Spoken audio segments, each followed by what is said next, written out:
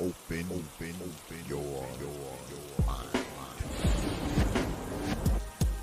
The prophet of thought. It's the new dark exodus live. D.X.L.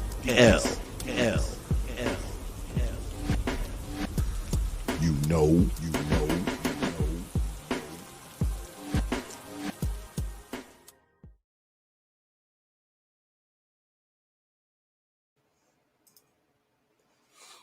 And peace, folks. Welcome back to another edition of the Proper Thought series right here on the old T.P.O.T YouTube page. I'm your host, X, of course, but you knew that already. That's why your black asses are here. Tonight, I know y'all not used to us coming on this early on a Wednesday night because this is usually debate night, but I have a very special guest coming on tonight. Miss Monteira Robinson will be on. Those of you who follow the Proper Thought series knows that Mrs. Robinson was on the show a while back, and we were discussing her son's murder. Her son's name is Jamarion Robinson. I know we're doing a lot of talking now about what's going on in Atlanta, Georgia, but I think a lot of us have forgotten about brother Jamarion. So I am here tonight to make sure that you don't forget. All right. But before we get started, y'all know that we always start off with thanking our contributors, our subscribers, our donors, our supporters. The way y'all support this platform, man, is outstanding. Because of you, this platform can still rock out the way it does. I got some of the best fans up on here on the internet, because you don't have to show up to these live streams every week. You don't have to watch the debates. You don't have to watch D.X.L, and you definitely don't have to donate your hard-earned coins to this platform, but you choose to do so. You choose to do so. And for that, I'm humbled. I'm honored. I'm grateful, and I'm appreciative. And I thank all of you good folks for what you do for this channel. All right. So let's get at it. As I said before, Mrs. Robinson is here, and we are going to talk about brother Jamarion. Let me bring Miss Robinson up. Hello. Mrs. Robinson. I am here. All right. And how are you, madam? It's been a while. It's Yes, been a while. quite some time. I appreciate you allowing me to utilize your platform to share my son's story. As you stated, it is a reminder to inform your audience that, police brutality, police terrorism is real and it's live. Right here, in the very state, I'm in Georgia. My son was executed in Atlanta, Georgia. But just to, once again, thank you so much for having me to let me share my son's story. And if you want to, I could go into like a brief summary of what happened to him. Go right ahead. Go right ahead, madam. All right, thank you so much. Once again, my name is Monteira Robinson. I am the mother of Jamarion Robinson. Who was Jamarion Robinson? Jamarion Robinson was a student athlete at Tuskegee University at the time of his death. But on August the 5th of 2016, Jamarion was visiting his girlfriend. He was at her apartment in East Point, Georgia. About 1:15, she left to go back to work from lunch. Right at 1:30 p.m., her door was battle ram open by 17 road police officers from Atlanta to Fulton County, to Fayette County, to Clayton County, to East Point, to U.S. Marshal Services with no warrant. I'm going to say that once more. They bust the door open and they did not even have a warrant. Immediately after the busting the door open, they opened fire on my son. Over 90 rounds were fired at my son. I'm going to say that one more time. Over 90 rounds were fired at my son. After that, they threw flashbang grenades at him, which landed on him, burning him. I'm going to let that marinate for a second. After that, someone walked up the stairs, stood over my son, and originally we thought my forensic person stated that they shot down to my son's body like 3 times. But I just found out recently from another expert, forensic expert, that we also brought in onto my son's case. He stated no, it wasn't 3 times. Somebody stood over him and shot down to his body 5 times.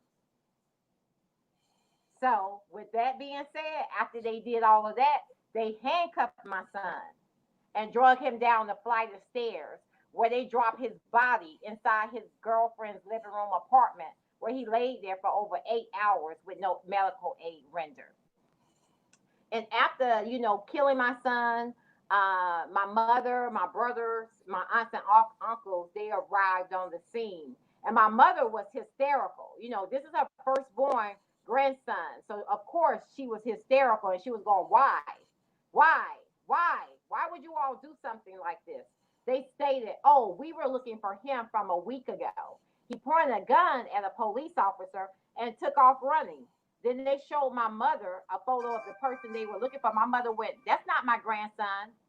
My 2 brothers went, no, my nephew looked like us. And then my older brother was like, no, my nephew looks like me. So he flipped out his phone, showed them a photo of what my son looked like. And that photo may have been about, 2 weeks old, 3 weeks at the most of my son. And the GBI lady asked my brother to airdrop that photo to her. And my brother airdropped it to her. They took that photo, dropped it on the news that night, and stated East Point man had a shootout with police today. So that's the false narrative that the police and the media fed to the community. So in other words, it made the people go, oh, he had a shootout with police today.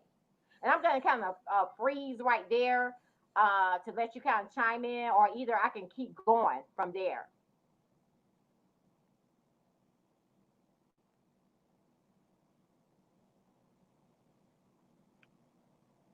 You are there, correct? Here.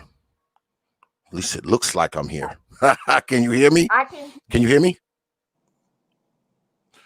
From what I understand and what I've read, just to piggyback what you were saying, allegedly they were looking for someone else. I read where his grandmother, they had showed his grandmother a picture of somebody, and it wasn't him, obviously. And they also, from what I read, they also tried to say that brother Jamarion had a gun, and they did find a gun, but the gun that they found was some old broken gun that didn't even work. And So I think they were. Go ahead. That is correct. The gun they found was inoperable, but I'm going to even take it a little further than that. The gun that they took from the scene did not even have my son's fingerprints on it. So how did my son have a shootout with police? And number one, the gun didn't work. And number two, the gun didn't even have his fingerprints on it. So go figure.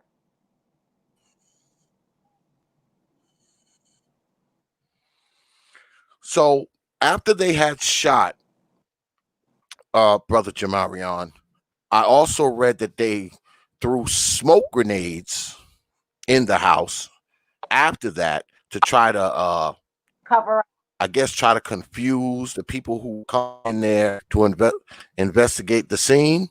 You said that they. Is that true? Your phone is. I mean, your internet kind of broke up a little. Ask that question again. You say you read that they threw what in there? Smoke. That they threw smoke bombs in there to try to cover up some of the evidence. Is that true? Yes, actually, they threw flashbang grenades in there to try to cover up their wrongdoing. And as you stated, as we were saying, it was a cover up. And think about it. This happened 4 years ago, and I've been out in the community. I travel. I utilize a lot of different platforms to share my son's story. And my son's story still have not made mainstream media. So right before Ahmaud Arbery was killed, I said, you know what? I'm going to make them cover my son's story, right? And so, with that being said, about 2 days before Ahmaud Arbery was killed, I dropped my son's body. I did like that Emmett Till moment on Facebook. I dropped his body on Facebook. I got over 5,000 shares. And then I think about 2 days later, Ahmaud Arbery was killed. And so that right there, too, it made me angry. And then a week or so later, George Floyd was killed. That made me even angrier. But going back to when I dropped his body on Facebook, I got over 5,000 shares. And then, like that next day, or maybe the second day after that, I dropped it on TikTok because that's a new social media outlet a lot of people are utilizing. And I know within like 2 or 3 days, I had like over 84,000 views. So people were viewing it, they were sharing it, and ever since then, it's been moving like fire.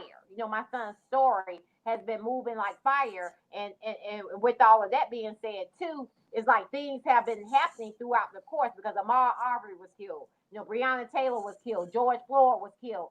So it's like we all kind of, you know, it's like, in a part of me, like especially here in Georgia, it's like, you know, we have our mayor, the governor, we had the chief of police. They all getting on the news talking about what's going on in other states when they're not addressing what's going on right here in the state of Georgia. We've had over 130 deaths of brown and black men killed at the hands of police officers since 2015.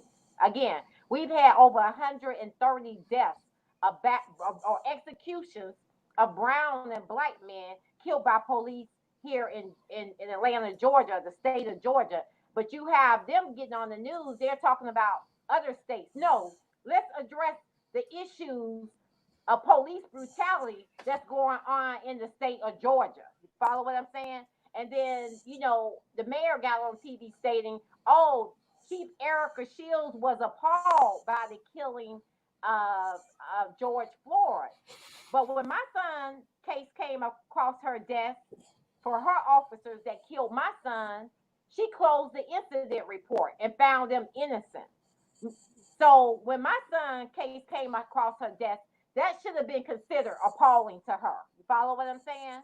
So how you going to talk about something that occurred in another state when you all are not addressing the killings of brown and black men here in the state of Georgia? Georgia is also ranked number 10 with the most fatal police shootings. Facts. Yeah, I've read that.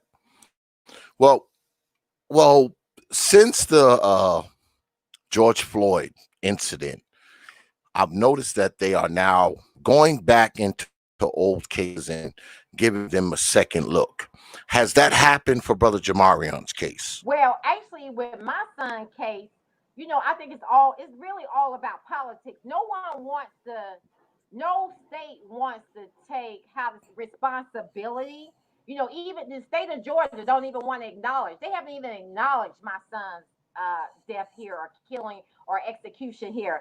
Jamarion case is one of the most heinous cases in U.S. history. Jamarion Robinson is the Emmett Till of the 21st century.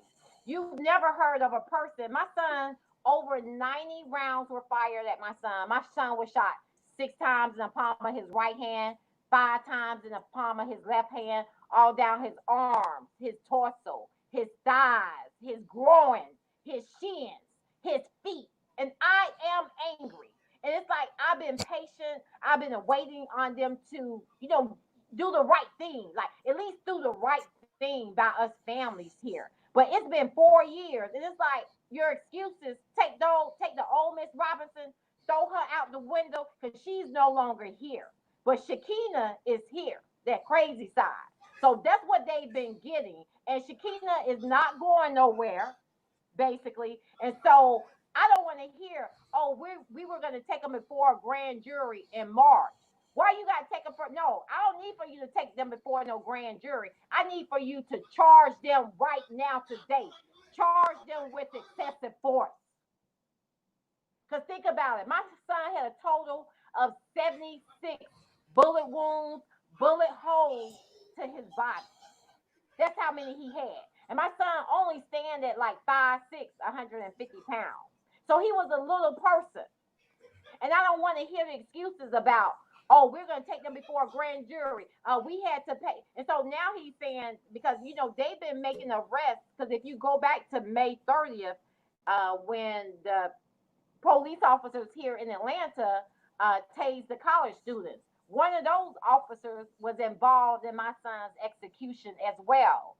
And actually, that same officer, his name is Willie. Yes, I was about to say that. Say that again.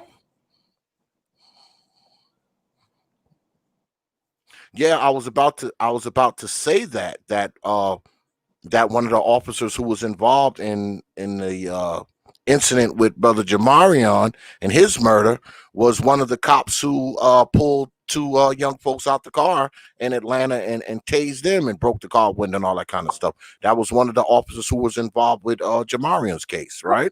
And that's correct. And also, he killed someone in '95, as well as he killed someone in 2012. Yes. He was involved in my son's case. Yes, he's been in quite a few shootings. And now in 2020, you're involved in a tasing incident in the students. Did you see that on the news when they tased the students and they were pulling them out the car? Did you see that on the news? But I never until I read about it. That's when I found out that he was also there when Jamarion was killed. He was part of the group that killed Jamarion. I didn't know that at the time, but eventually I found out. And then, of course, when you see that kind of stuff, you kind of read deeper into the history and you find out that he's been in multiple shootings. He's shot multiple people. But that's not surprising. Many times when these cops do this stuff to people, when they kill people and hurt people and shoot people, you look in their background, man, they have a plethora of incidents that they have cost the city money for, where they've beat people, where they've shot people before. So you're not surprised when you hear this stuff. You're not surprised. Correct. At this point, no one can be surprised.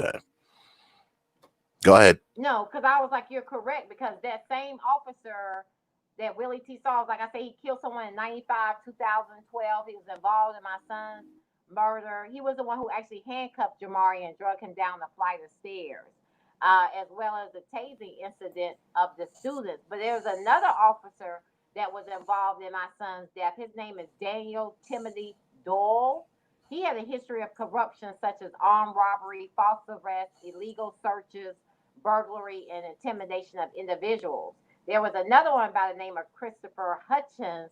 He had a history of DA seeking grand jury indictment for felony murder. So I'm like, who are the criminals now? But what they do is when they commit felonies within the police department itself, they put them on probation internally instead of them firing them and taking their pensions and things like of that nature away. They just basically put them on probation for a couple of months and then let them go out and kill some more.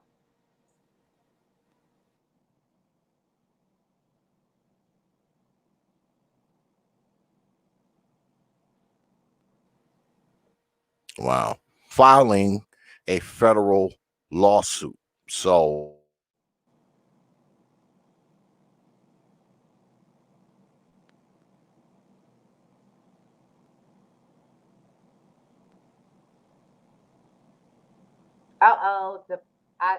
Are you there? The phone, it's going in and out.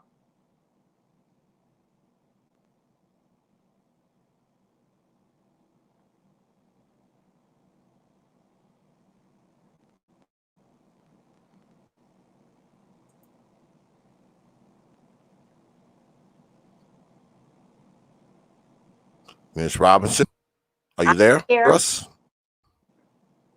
I am still here. Can you hear us? Yes, I can hear you. You can hear us? I'm here. Oh, okay. Okay. Sorry about that. I don't know what's the last time you and I spoke, you were filing a federal lawsuit. How's that going? Well, I'm trying to think. Was that the last time we spoke? May have been. I just know that it's still, that was my civil suit. That's still really, you can't do the civil suit without the criminal suit. So we're still awaiting the criminal prosecution. But the thing is, the DA, he's been dragging his feet for 4 years. So it's like I don't even want to hear no more excuses at this point, because on June 2nd, when he called me, he stated, "Oh, I can't. There's nothing I can do because those officers are protected by the federal government. So I can't make an arrest." So on June 8th, I came back with this document right here, which clearly indicates that they were not federal employees, right? So I dropped this document to the media on June 8th, and then on June 17th, when he arrested the officers for the murder of Rayshard Brooks, that the media was asking him you can tell they were asking him about my son's case, about the cases that he have currently on his desk. He said, "Oh, I can't do nothing with those cases. There's nothing I can do because there was no body camera." So I clapped back and I said, "My son's body is the body camera." You follow what I'm saying? So get out of here with that BS. Mm-hmm. You follow what I'm saying? Because my thing is, you can charge those officers with excessive force. You do not need to take them before a grand jury. Because really, you taking them before a grand jury is like you're trying to convince people whether they're innocent or guilty. Number one, the gun didn't have my son's fingerprints on it. Number two, the gun didn't work, and they indicated it was a shootout. Number three, there's excessive force upon excessive force in my son's case. It's like, what else do you need? It doesn't take I'm not even a district attorney, I'm not even an expert, but I got common sense. You follow what I'm saying? To say that, oh, he was in a defensive mode, because as soon as they bust the door open, you hear them say, "Show me your hands." And my son would have complied and did like this. And they opened fire on him. I know what happened to my son. I know, because I know my son. And so my thing is, I got all the paperwork they got and documentation. I got it too. I done read their reports. My son was executed. And all this politics going on here in the state of Georgia, where they're controlling CNN. Like CNN won't even come in and cover my story, because they're so caught up with the politics thing and not wanting to expose, because a lot of people are going to lose their jobs once this case is uncovered. So I feel like this: if y'all not going to cover it, then my Black Media Network will cover it. Yeah, that's true. To me, I mean, it's pretty cut and dry.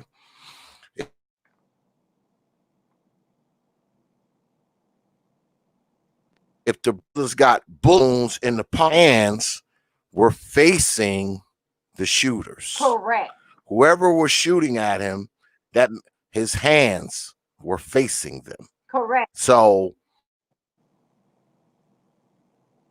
how can a person be in a shootout wounds into the palm of his hand? That doesn't even make any sense. It doesn't make any sense whatsoever. So now I'm saying that his body is the body camera. Now the district attorney is coming back saying, sense to me. "Oh, we had."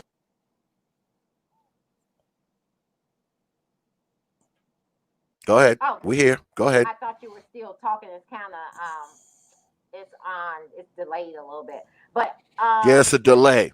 Yeah, it's a delay. A little delay. But the DA was saying that they had to. My case cost them over $250,000. They had to reconstruct the scene. Why? Why you got to reconstruct the scene? For what reason? It was not a shootout. Why would you have to reconstruct? So that just goes to show he BSing around. Because every time I come back with something, you coming back now saying he. So since I've been saying, what do they mean when they said reconstruct the scene? What? Like, I'm not following that part. Say that again. Yeah, I'm not. What do they mean by reconstruct the scene? I'm not following that part. Well, basically, they're saying, "Oh, we had to bring in expert analysts to go in and reconstruct this scene to show what actually happened." But why would you spend $250,000 reconstructing a scene? Why? For what reason? You don't need to reconstruct the scene because they said it was a shootout. We know a shootout never took place, which makes them automatically 100% guilty. So why are you stalling? Why you been stalling for 4 years with my son Case? You follow what I'm saying? So, were you ever told why? Because from what I understand, the cops didn't have their body cams on for some reason. For Well, some strange reason, there's no body cam footage. Well, actually, they said at the time they were federal employees because some of them did have own body cameras, but they turned them off as they typically do.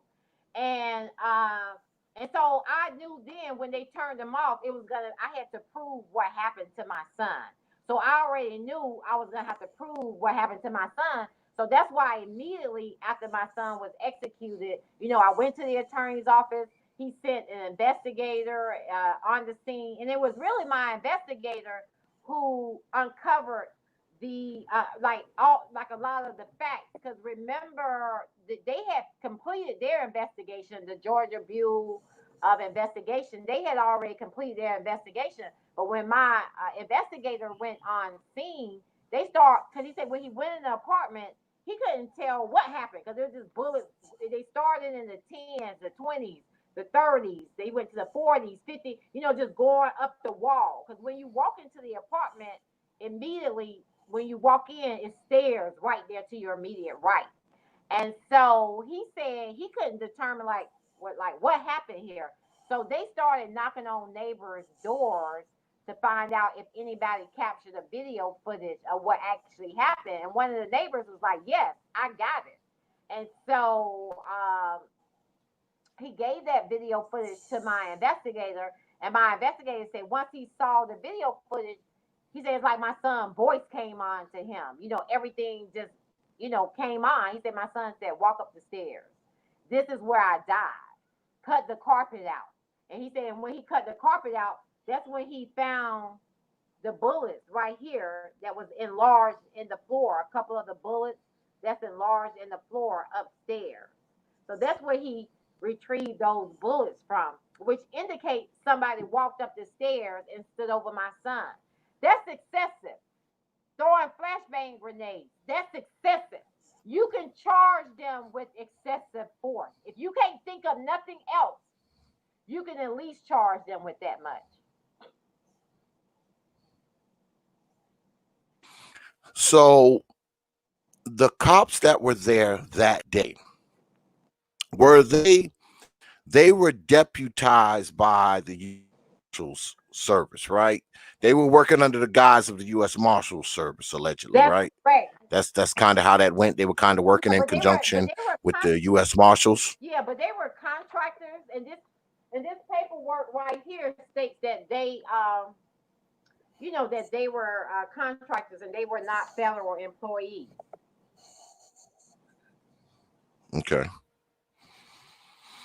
So you've been through this for some years now, right? It's been 4 years. Correct. And you see what's going on. You see what's going on today. I mean, what's your take on the riots, the way the police are handling it? I mean, what's your take on how these things are playing out? Because you've seen the marches and the protests and the riots and the mayors and governors on TV.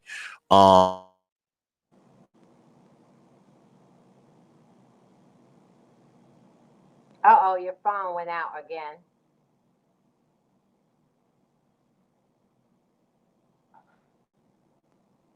Hello.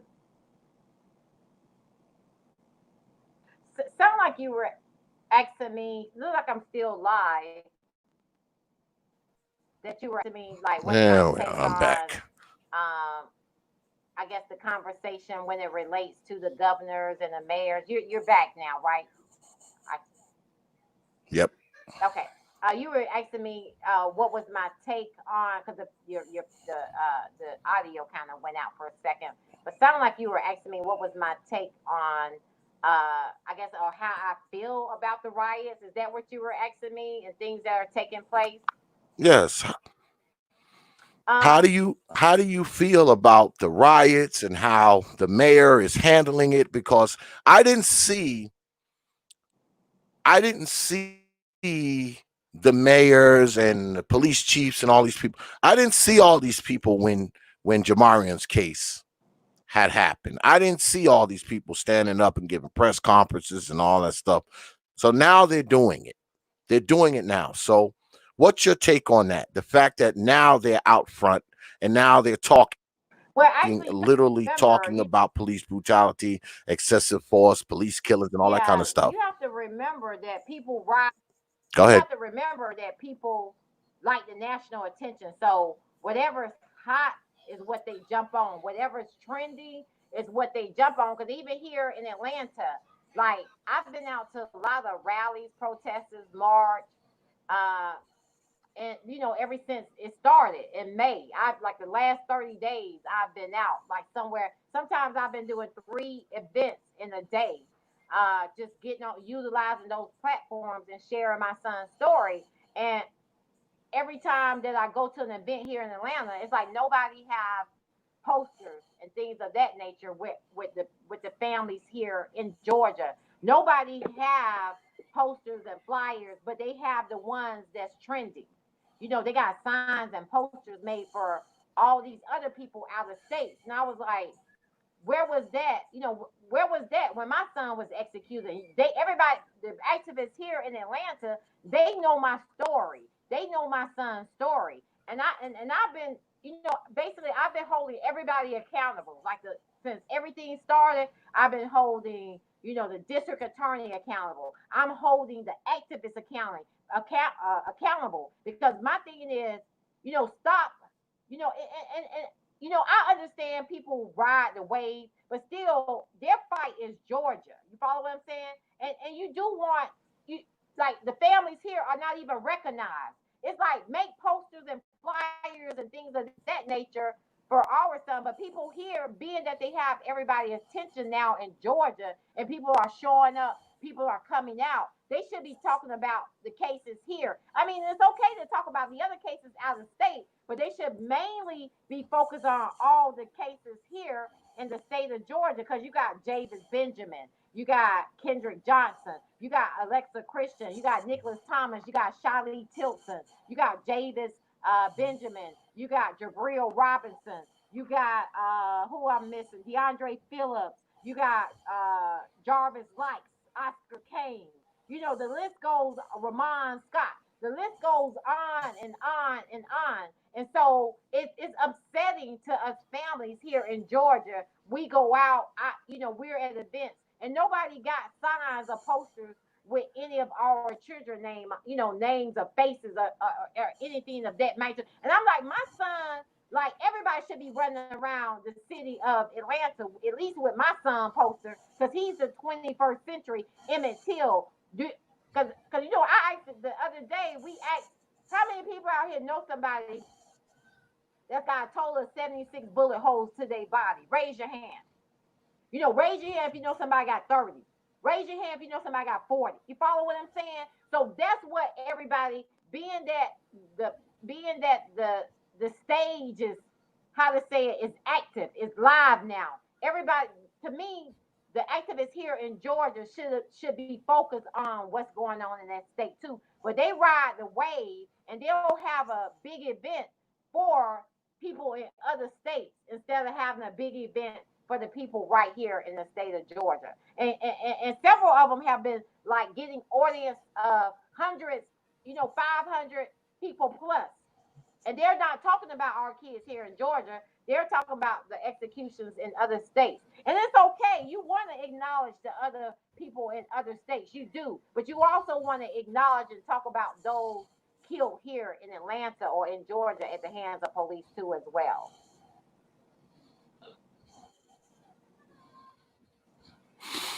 So have you been contacted by anyone, here lately? Because, like I said, they're going back and they're looking at these old cases, taking a fresh look at them. Has anyone contacted you, the police chief, the mayor, the district attorney's office, the state attorney general's office?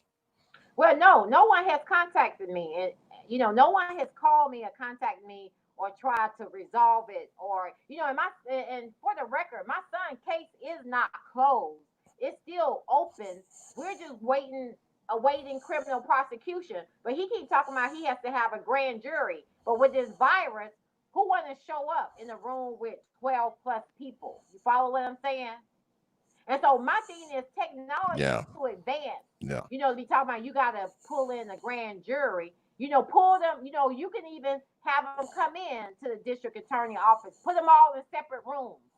So that way you'll make sure everything is confidential. Or either because I know a lot of times, I say you can do WebEx meetings and Skype and different things of that nature. But I do also understand, I guess you have to make sure it's being confidential too at the same time. But there's a way to do it. They can bring them into Fulton County Courthouse, put 5, 6 people in a room, put another 4 to 5 in another room, and everybody is getting you could bring them all in, like how we're conferencing and we're live. We can see each other. You can do it to that extent. But here it is. We're in July now, and they still haven't done anything. And I'm angry about that because people are still being killed, and they're charging those officers, but they haven't charged any of the officers that's responsible and that's related to my son's death. And so I am angry, and I'm going to stay in angry mode until they charge them. And I'm going to keep my foot on their neck, and I'm not letting up until they charge these officers. I understand completely. So I assume you've been taking part in some of the advocacy that's going on in your area. So have you because I know the last time you was here, and unfortunately the last time you were here, I had a couple mothers throughout that week who their children were murdered by the police. I mean, I've had so many of you mothers on here that I can't even keep track. I've had so many. I mean, I've had so many of you ladies on here telling me about your case and your children's case, and all of these people were killed by the police. So have you been in contact with any of the other mothers lately? Yes. Have you been in contact with any of them lately? Yes, I have been. Actually, we just did an event this past Saturday, June 27th, where because as I stated, I've been making the community activists accountable. And I was like, we need to do a big event for like the Georgia families. You follow what I'm saying? And so I got all the mothers together. We did one big event for the Georgia families, and to be honest, I'm gonna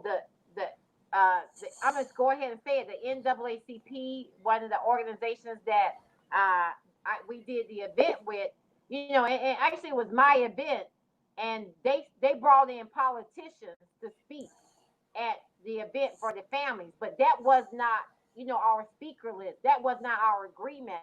I made it clear that we, the mothers, this is our platform this day, and it's going to only be for those of us that's going to, we're going to be there to share our son's story. It wasn't like a political campaign, but what they did, the NAACP here in Atlanta, Richard Rose and Gerald Griggs, the president and the vice president, they invited politicians to speak, at our platform. So which makes it look like we, the families, we're in support of the district attorney who's holding on to all our cases, sitting on all our cases, that we're promoting him to be reelected when that was not the case.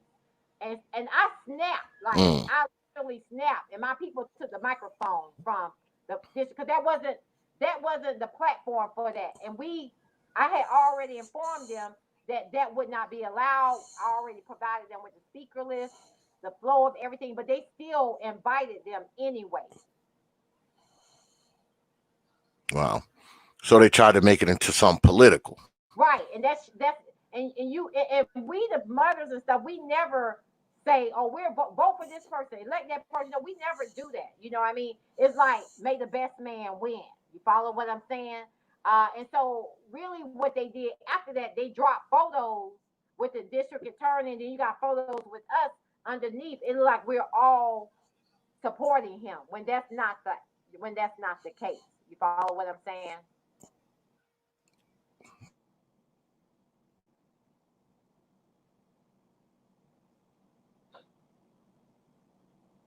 Yeah, like y'all are part of that on purpose.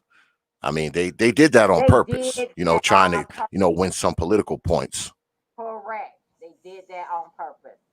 And that made the families, that made us very upset. That made us so upset. Even myself, when I got home, I was so angry. It took me like, because that happened on Saturday. It took me to really Sunday. I think maybe going into Monday is when I really kind of started to settle, to calm down. Because think about it. We wake up every day with anxiety. Our anxiety. Think about it. What we've gone through. What we've been, what we're still going through. We wake up every day with anxiety. Some people wake up sad, depressed.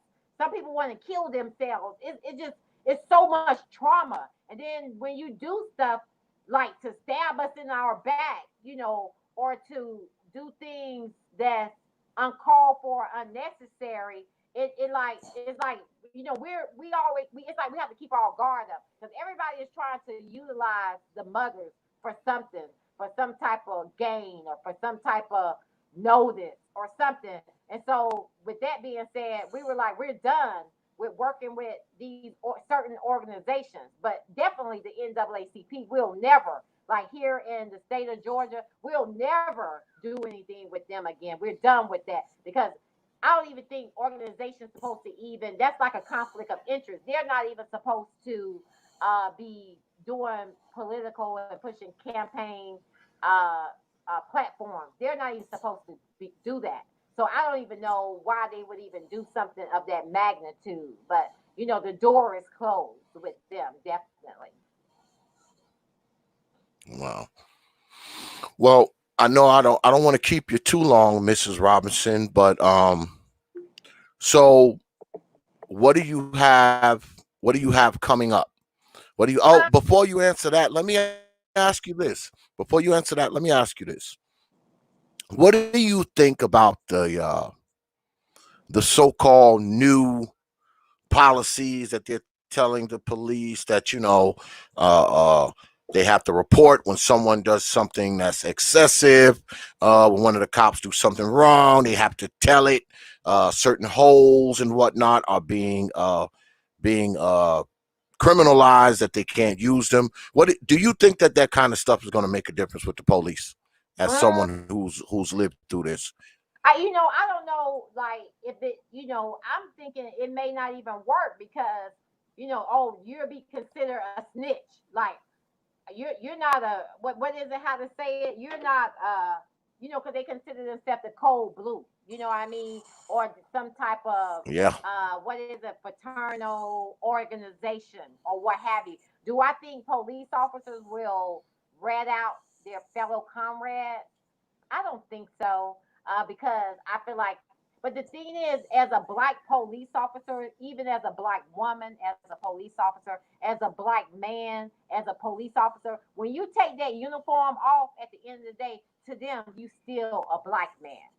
And there have been police officers that's been black that's been shot and killed by other police officers because they did not know they were police officers. You gotta take all of that into consideration. You also have to factor in, why you don't hear about black police officers killing white people like they're killing, like the white police officers are killing black people. Why the black police officers are not killing white people? Like why? Like that should make them even think, like we're not out here killing white people, but the white police officers and even the black police officers are killing us too. And one of my friends that's she used to be a police officer, and she said, I was thinking about going back, being a police officer again because I know they need some good. cops or good police officers.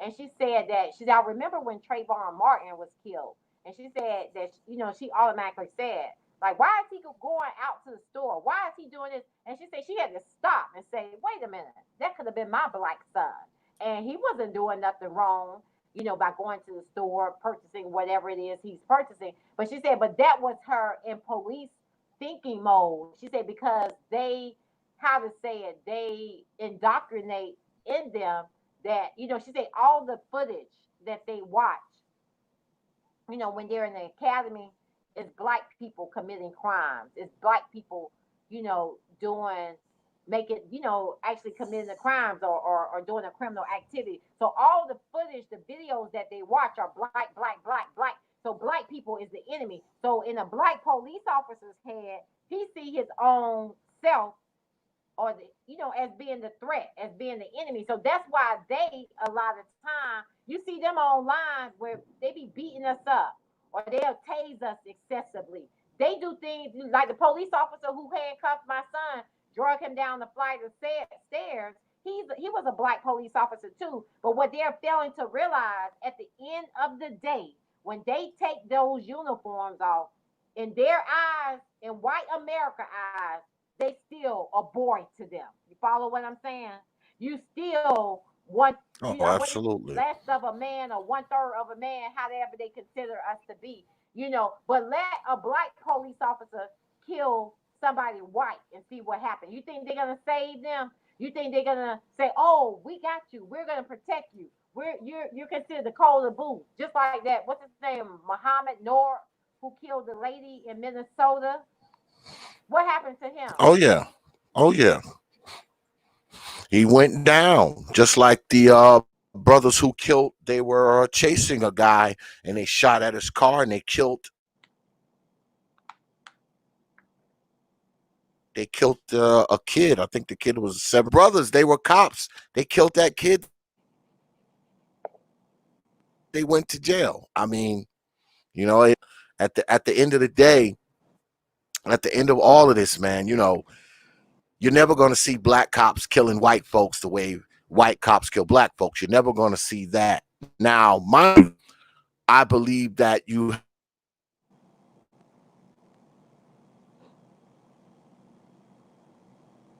have cops out there. I think a lot of it is a cop thing. It's just a cop thing. I mean, this stuff comes from the top. So, I mean, when you're a cop, you look at all people as suspects. Even if they black like you still look at them like they're some type of suspect. They're some type of perpetrator. And when you come at people automatically looking at them as a suspect or a perpetrator, it don't take much for you to mess around and do something wrong, to shoot them, to hurt them, to kill them, to tase them, to whatever, because you see everybody as a perpetrator and a suspect. And I think that that's something that needs to change inside the police department. But me, I'm like you. I'm with you, Miss Robinson. I don't believe the changing of the laws and changing of the policies and freaking putting all these rules in place and these cops and the marching.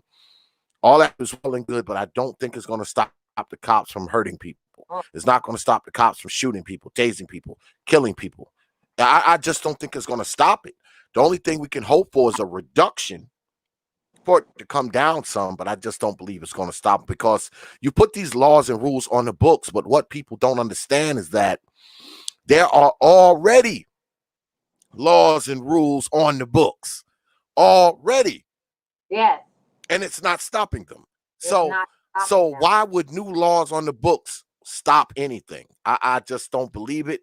I hope I'm wrong, but I just don't think that I don't think it's the answer. I think a lot of these police departments need to be cleaned out for people in there. Need to get some better people in there. And I think a lot of those people who come in there who are police officers, they need to be psychologically evaluated, because honestly, I believe a lot of people that are cops shouldn't be. Some of these people have no business being a police officer. And a lot of them none whatsoever. Yeah, a lot of them have PTSD. they're in, they are abusers. You know what I mean? They abuse their wives. And it's really about control. It's all about control. And a lot of them have, and I think it should be requirements like to be a police officer, because I know in some states you have to have a 4-year degree or even a 2-year degree. I think that's something that needs to be considered, requiring them to have a degree. Because to me, if you take different courses such as ethics and sociology courses, you'll know how to interact and deal with the community. Being like, if you can really come out of high school and become a police officer. I wouldn't want to give no 20 or 21-year-old or 19-year-old a gun. You follow what I'm saying? To me, they still a child. Why would you give someone that young, what I mean, Yeah. a gun? And so to me, I definitely think they need to have a criminal degree. And even maybe once they finish their 4-year degree, they would still have to get certifications to be a police officer. And then you got to renew your certifications every 2 years, because in order to be nurses in different careers, even like with my career, we have to get recertified. You got to take continuing educations every 2 years to be abreast on what's going on. But definitely, like, I don't think that you should be allowed to complete high school and be a police officer. I don't know. I think the age requirement is probably like 19. It's not 20. It's not that. It's really low. And to me, a person that age is still a child. They don't need to be given a gun. And as I stated, you need to have some form of a degree in order to be a police officer. I think with that being said, that may help a little. You know what I mean? But if you got people that's been in the military and they suffer with PTSD, and a lot of them come back and be police officers. You follow what I'm saying? So, I don't think I mentioned this to you, but there's been a even it just surfaced recently that the officers who killed my son, after they killed him, they took photos of them with him. You follow what I'm saying? Basically saying, look what we just killed. You follow what I'm saying? Yeah. Yeah. Like a hunter would take after he's killed a deer.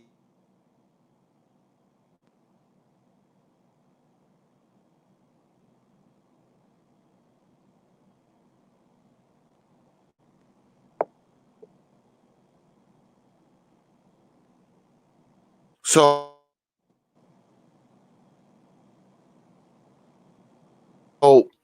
what's I'm next for sorry. you? Ask me that again. Uh-oh, the phone went out for a second. The audio went out for a second. Yeah, you're back. Okay, ask me. Did you ask me a I question? think we having problems with our damn.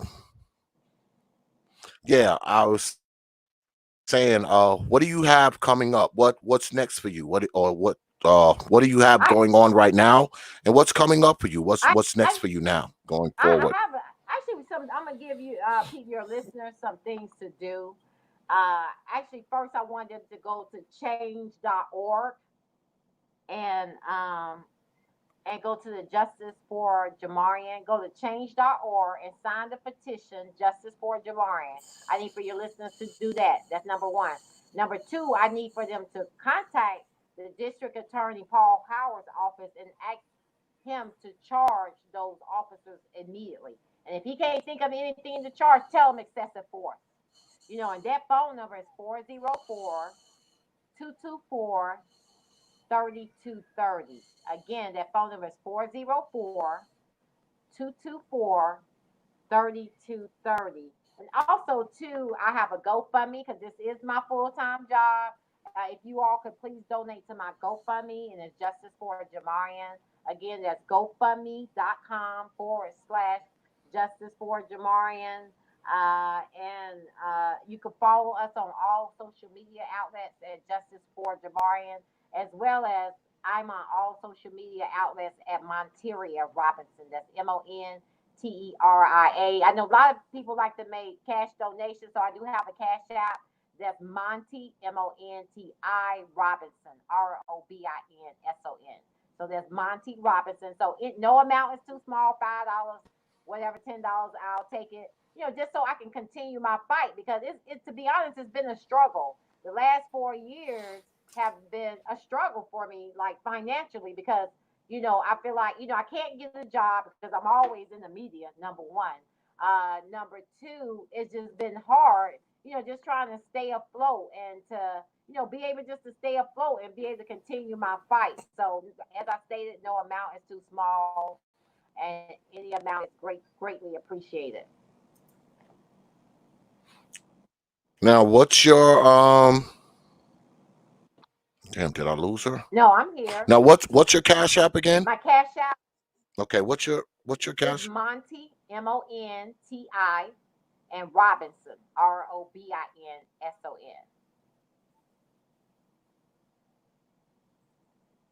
So that's my Cash App, and so and I expect look, continue to, because probably Friday I'm gonna be on the news, and I know I'm gonna probably come back on the news again on Sunday. With some stuff I currently have that I'm working on over the next couple of days. So, and again, I'm always on the news. So, so just continue to follow. I posted, on Justice for Jamarion on Instagram. I got my flyer right here that has all my social media contact information, and I'll send it to you and upload it. Maybe you can upload it after the show, but it has all my current, Instagram and Twitter and TikTok and all of that stuff on it. So I do, and again, everybody is hashtag Justice for Jamarion. So make sure you hashtag Justice for Jamarion. Please share my story. I just ask you all, please share my story, tag it, share it to, anybody that that can help to, get the word out. If you got family in, Chicago, Africa, London, I don't care where they at, send them this story about Jamarion Robinson. I'm going to upload the flyers um, for you all, Yeah, and go we ahead kind and of go from there. hit. Yeah, I just sent you a cat myself. We just sent you one, so because we're about what we say. So we're about what we say. So we did send you a Cash App, and everybody, that Cash App hashtag is $ Monti Robinson, $Monty Robinson. All right. So y'all go ahead and hit Miss Rush app. Check her out on all social media platforms at Justice for Jamarion. If you can't get in contact with her, get in contact with me. I will get in contact with her and support her cause, and also call that damn district attorney, because we need some justice for Jamarion right now. Like they're going back and they digging in the crate, they looking in these old cases. They need to go back and look at brother Jamarion's case, because there's no way a brother should be shot 76 times and no one's under arrest. All right. So we need to think about that. And Miss Robinson, I appreciate you coming on. You're always welcome here. It was nice to have you back on. If you need anything from us, you have our information, you have our emails, our phone numbers. Feel free to get in contact with us. I was going to get in contact with you because I was in Georgia. As a matter of fact, I was in Georgia 2 months ago. I was like, damn, I should call Miss Robinson because I'm right here. Yeah, about 2 months ago, I was actually in Georgia, but Yeah, you should definitely. I didn't know what you had going on, because I kind of figured you were, out and about and putting all this stuff on. So I said I'll wait, and I'll get in contact with her. And yes, I've been out and about. I've been yeah, I knew you were out and about. So I said, I'll be in, I'll get in contact with her some other I, time. But I'm in the streets, is what I say. I'm in the community. I'm aggressively fighting, trying to make change, not only for myself but the other Georgia families as well. And I thank you so much for allowing me to utilize your platform once again. And I'll come back. absolutely. I'll come back on soon. Yeah, For another back. there's You a got to lot come going back. on. I have a lot of things like that's taking place kind of almost like every day. And Jamarion anniversary is coming up August the 5th. I'm gonna probably do it August the 1st. It's gonna be the day that I celebrate it because that is on a weekend. And so I have all of that stuff that like in Okay. motion right now. So I got a lot of stuff coming up. Well, come back in August. Come Okay, back and come see us back in August sometime in if you August. can. If Yeah, you I'm gonna can come back in squeeze us August in. with you guys All for an right. update. That All way, right. you guys, I can, go through where I'm at that time. So yeah, so probably like mid-August or the end of August would be good. Okay. We appreciate it and we appreciate you. And like I always say, you're welcome up here anytime, Mrs. Thank Robinson. you so much. Appreciate your time to talk to us Thank today, you. okay? And if anything, get in contact with us, all right? You have our numbers and all that kind of stuff. So just hit us up if you I need us, sure okay? will. Thank you. Love you all. All right. Bye bye. Appreciate it. Thank Bye you. bye. Take it easy. Yeah. Just got off the line with Monteira Robinson. I think I got her damn name spelled wrong up there, y'all. She gonna kill my ass. Like, X, you don't remember how to spell my name. But yeah,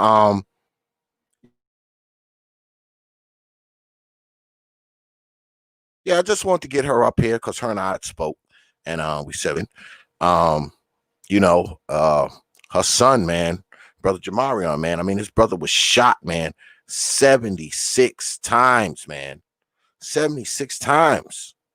All right, 76 times, and nothing. So, I assume that,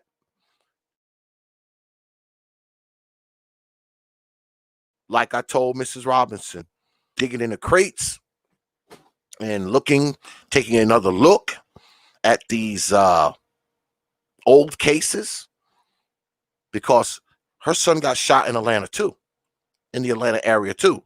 So what I'm hoping is that they go back and they dig in the crates and look at brother Jamarion's case and lock somebody up.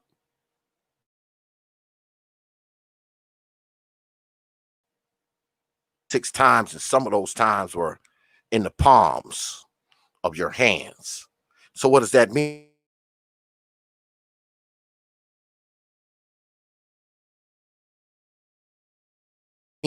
That your hands, you don't get shot multiple times in the palm of your hands while you're holding a gun. That's like virtually impossible for you to get shot in the palm of your hands while holding a gun. So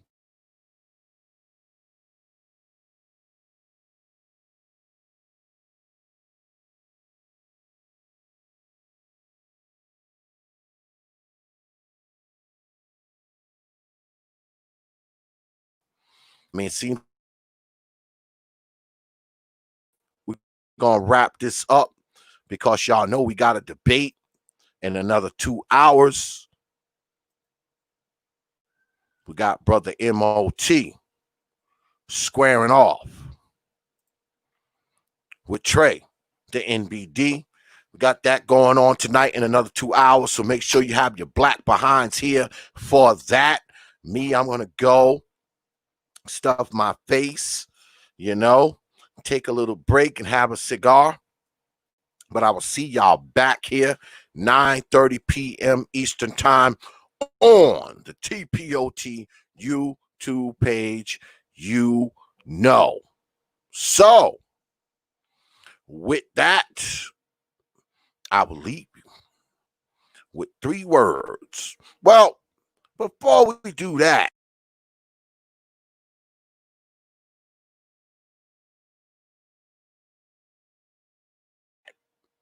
location. Open your mind. Peace, everyone.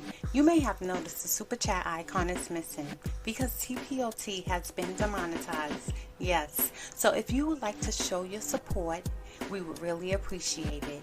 If so, you have to use the Cash App or StreamYard donation tab. We won't let the speech police at YouTube stop you from showing your support to T.P.O.T. Remember, StreamYard, and Cash App is how you donate to T.P.O.T. Thank you.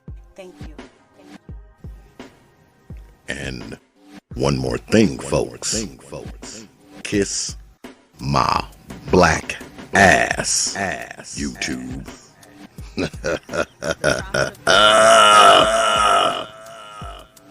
Now back to the show.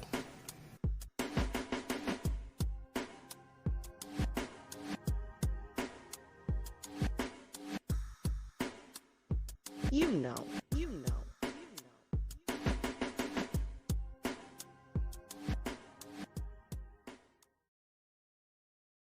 Open your mind. Hey guys, T.P.O.T. on Facebook, Instagram, and Twitter. But you knew that already.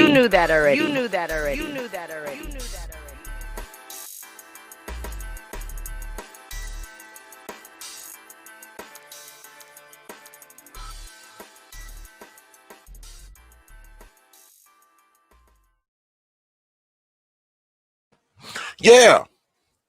So like I said, we'll be back 9:30 p.m. Eastern time with one of the league debates. Going to be a good one. Like I said, Brother M.O.T. versus Trey, the NBD, and they will be debating what's the best way black folks should be dealing with bad police policy. Yeah, it's going to be a good one. So make sure you have your black behinds here. All right.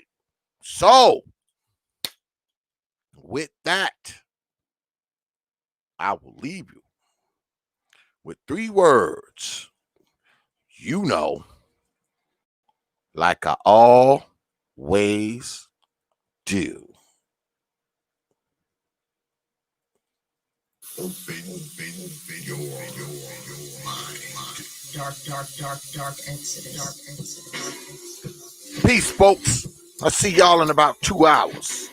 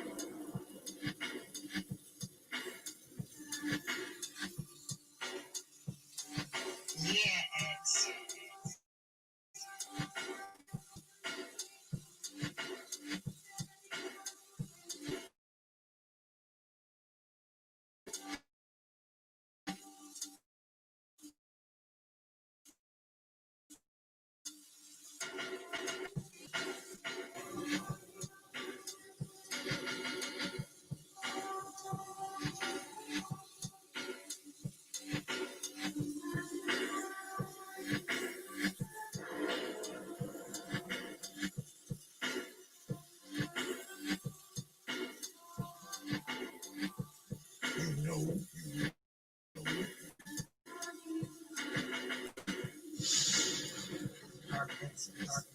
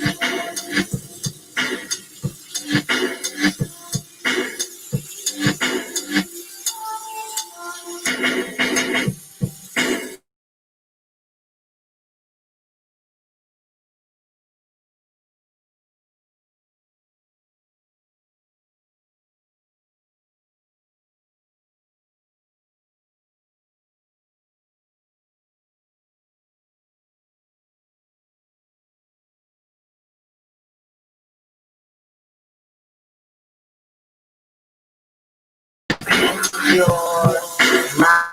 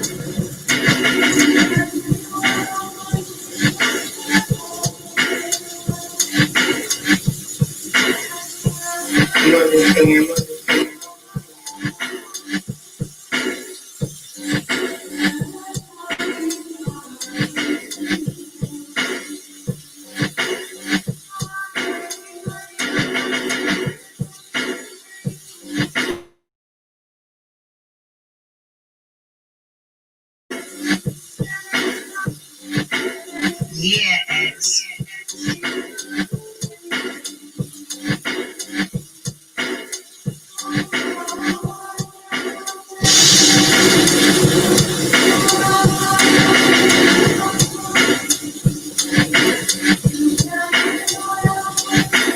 Open your mind. Dark. Only from the Prophet of Thought series media. Open your mind.